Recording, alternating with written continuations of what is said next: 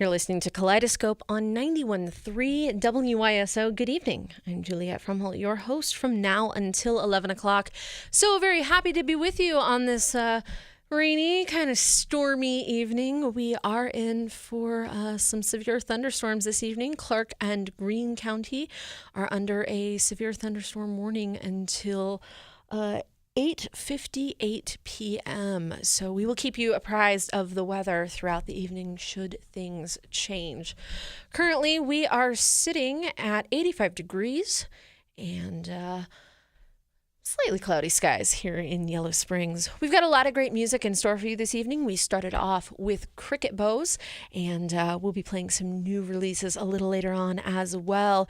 But to start off the show, we have some great live music in store for you. It's kind of perfect music for a perfectly stormy night.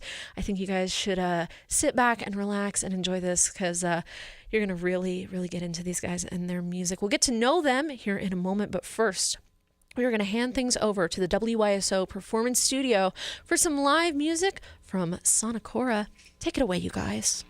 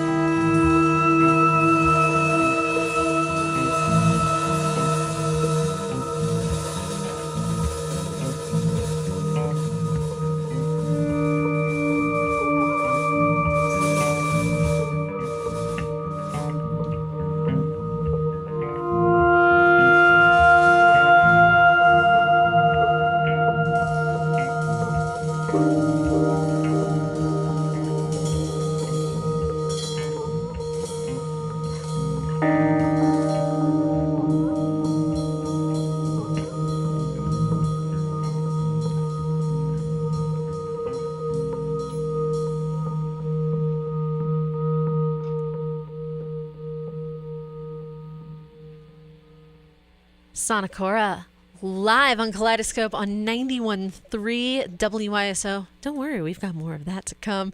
I want to welcome into the studio Bob, Jason, and Chris. Thank you guys so much for being here.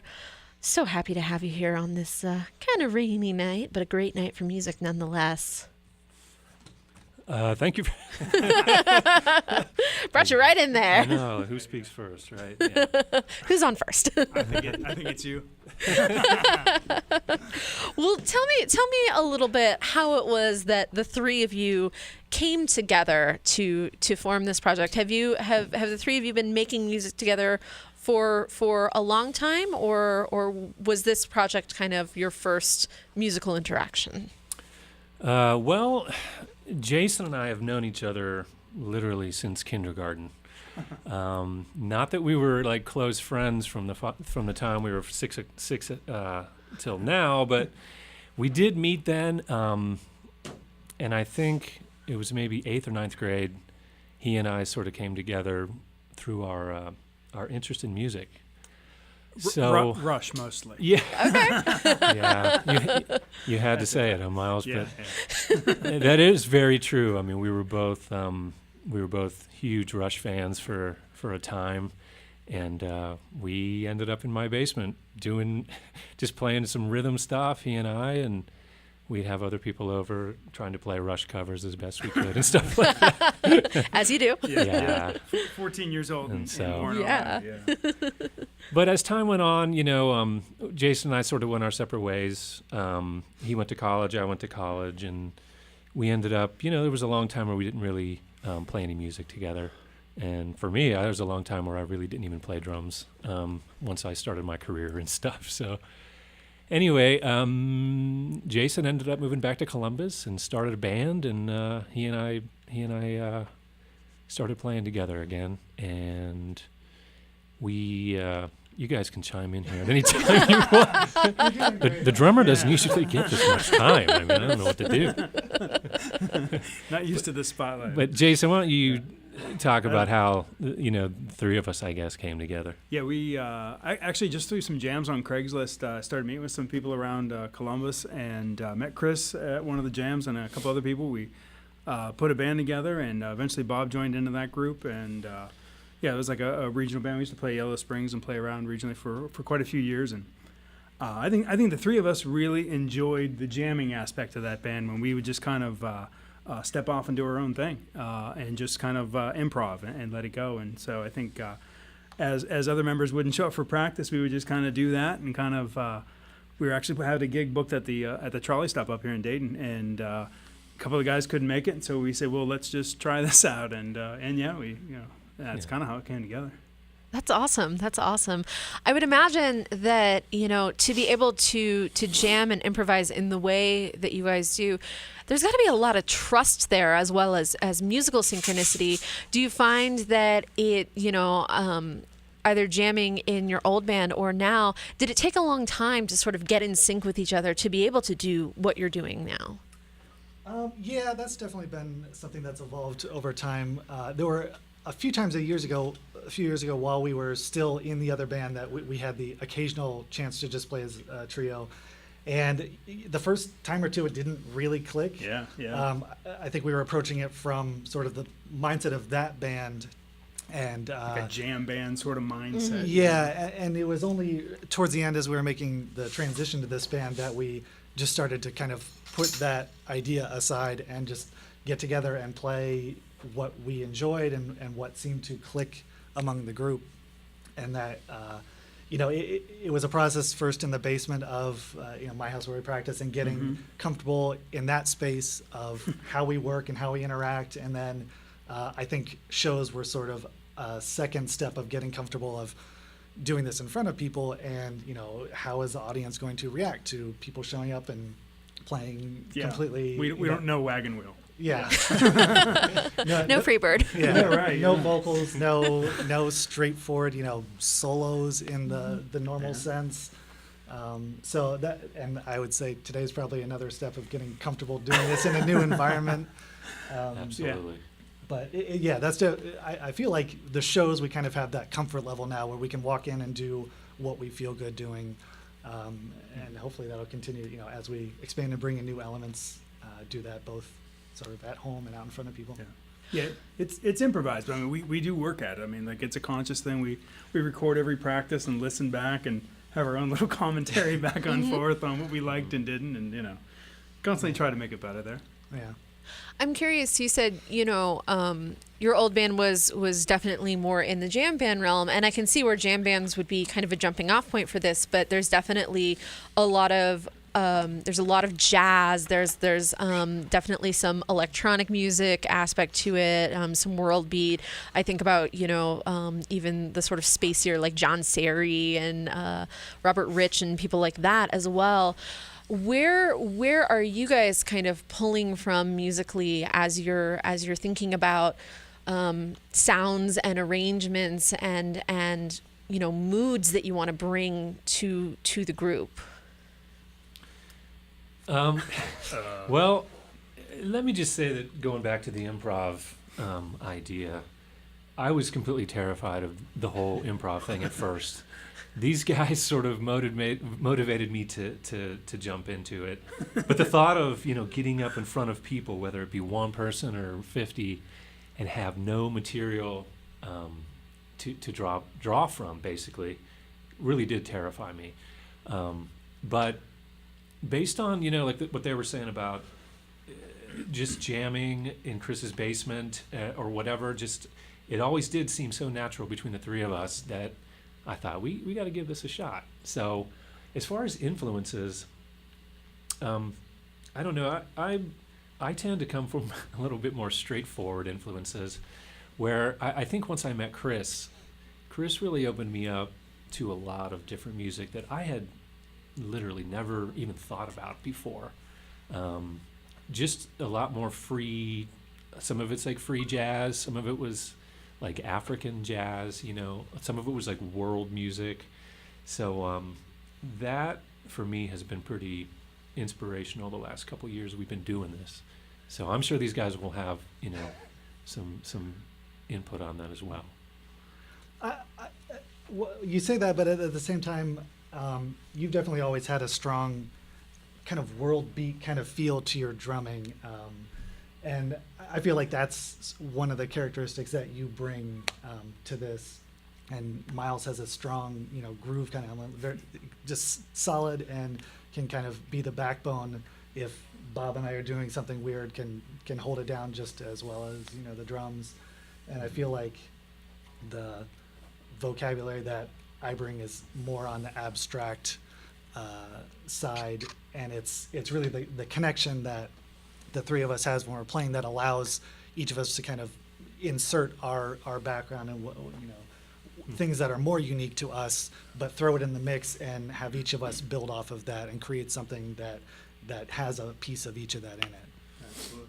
I think Bitches Brew, Miles Davis thing, that's an area where we all kind of come together. MMW, I think we're all fans of that. Those are some areas that we at least connect on. Yeah. Yep. The rhythm side, I feel like a lot of what we do has a balance of extremes, between the world beat, solid side to the more abstract. We started off with a lot of random percussion and noises, and the same, harmonically, some of what we do is more on the sort of jam band side, straight, bluesy stuff, but a lot also, probably most of what we did in the first segment was on the more, dissonant or, more jazz-oriented side. And I feel like we're constantly vacillating between those extremes of those elements. Does it make it trickier or more freeing to be kind of straddling all these different lines of genre when you're thinking about where you're going to play live?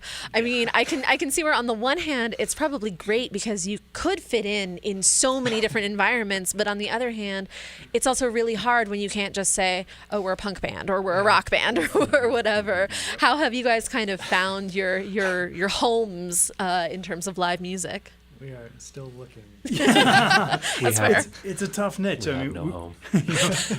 It's a tough niche. When we play around town, we play at the Cara Bar. We're playing at Park Street Tavern in Columbus here pre-Confest weekend. We got a Confest jazz show there, but we played like Dick's Den and stuff in town. But a lot of maybe the more jazz clubs, I think we And we do the festival. I think we're a good festival band. We've done like Columbus Psych Fest. We just did an improvised music festival here this last weekend. So we've been finding some steady gigs, but definitely, yeah, we're not like a cover band or something, you know. And Jason and I were just talking on the way down that it seems like we fit at the extremes of venues, from the more, you know, festival side, bigger crowds that maybe have a broader appeal, and then on the smaller side, you know, the art rock art kind gallery of, opening or something, yeah. those small gatherings of people interested in different music, but the normal bar crowd scene is maybe not our comfort zone or their comfort zone for us to show up. yeah.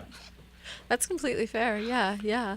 But we're always looking for gigs. So if anyone's Just putting it out there. Yeah, we play Peaches down here. Oh, and yeah. we've done well. We did that with Terrapin Moon, a band up around this way. So I can see where that would work. That Yeah. would be like a great pairing. I thought it was a good match. Yeah. Good match. And a place where absolutely. people come to, you know, see the music, and it's not just a, you know, abstract backdrop that they're not really there for, is probably where we'd fit in better. That's fair. I'm curious about your process of recording your rehearsals and sort of listening back. It sounds like that's been a really valuable process. Kind of what have you learned about kind of how you function as a band from doing that? Yeah, that I suppose that comes mostly from me. I have interest in the recording side of things, so just it started mostly just for my own, you know, experience and interest to get used to recording everything, and you know, being able to listen back is from the beginning. Everyone's always taken a strong interest, you know, wanting to be able to listen to get a different experience, because we'll play at a practice and then we'll usually talk about it for a little bit, and we'll have some idea of how things maybe went, what we liked, what we didn't like. And then, you know, over the next week, everyone will listen back to it a few times, and sometimes your view completely changes, sometimes it doesn't. Mine changes upon the listen. I mean, I'll listen to it one time and be like, what? That's just that. And then the next time I'll love it. Yeah. So Yeah. depends on the mood and vibe. Yeah, it's been great having Chris record them, because I have a job where I can actually just kind of like sit there and listen to music all day while I work. So I listen back, and more times than not, after we play, I'm thinking, man, a lot of that was just a mess. You know? And Way to plug. I would. I'm sorry, but what I will say is that usually, almost 95% of the time, upon listening back, I'm like, you know what, it worked. You know, for what we do, it really did work. You know, and it's exciting in that sense to know that there's no parameters, there's no rules. We just we try to listen to each other and get on the same page, and it's just been really fun as a musician. One thing I found with the project is you really have to take your ego out of it, because there's no big solo, there's no my time to shine. It's really a collaborative. You know, sometimes I just sit there, I have my eyes closed the entire show, and I realize, I guess I should have some sort of stage presence. But there is that focus on what everyone is doing.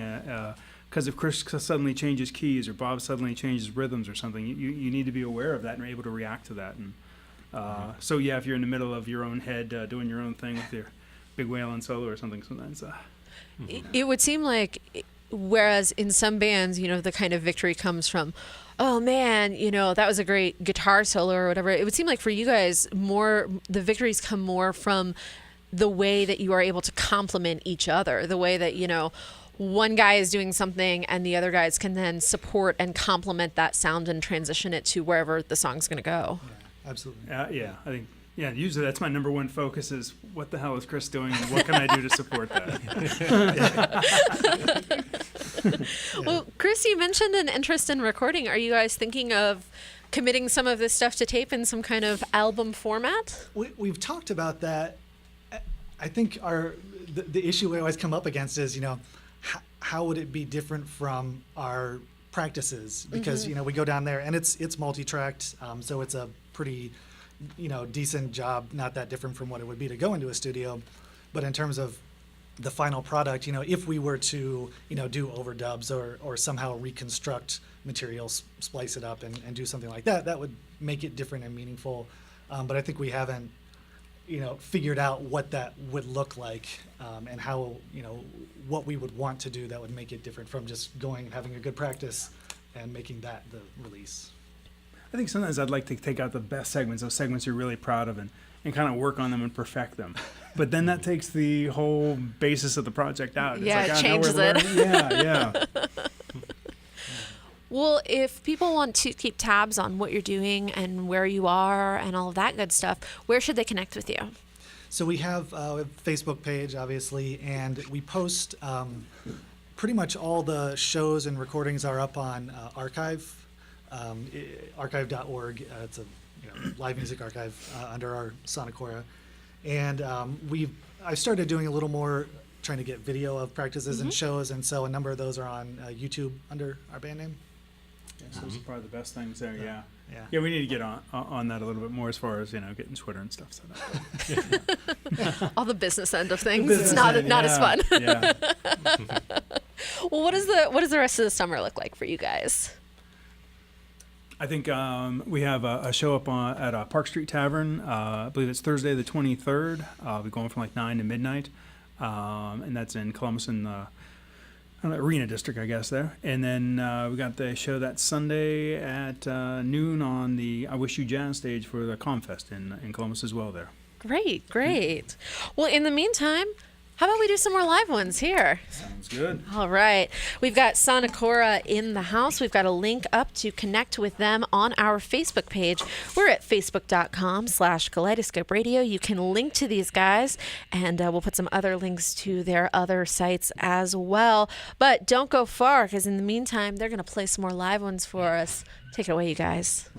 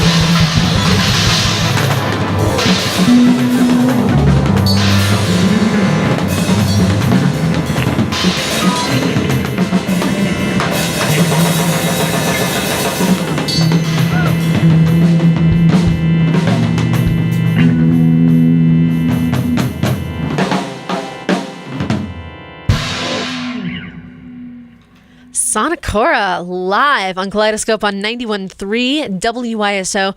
Check them out on the 23rd at Columbus's Park Street Tavern. They'll also be playing the jazz stage at ComFest, also up in Columbus. We've got links up to connect with them at our Facebook page, facebook.com/Kaleidoscope Radio. You guys, thank you so much for being here. This was amazing having you in the studios. Julia, thank you so much for having us. Really appreciate it. My Really pleasure. appreciate it. Thank you.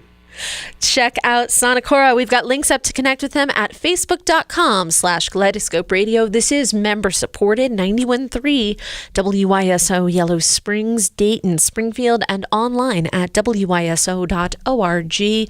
WYSO is a community service of Antioch College for the Miami Valley and beyond.